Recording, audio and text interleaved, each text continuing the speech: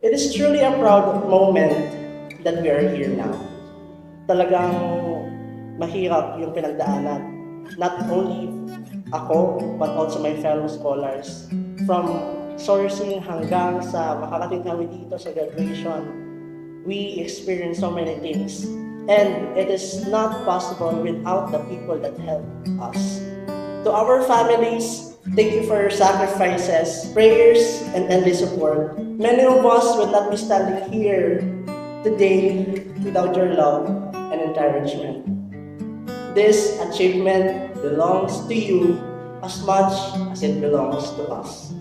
And lastly, to my fellow graduates, congratulations, and I'm so proud of all of you.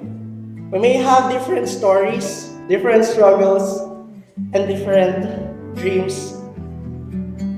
But today, we stand together as proof that determination and hard work can lead us to success. This graduation is not just the end of our journey. It is also the beginning. We may part ways and live our lives differently, but one thing that will stay is that we are Scholar ni Juan.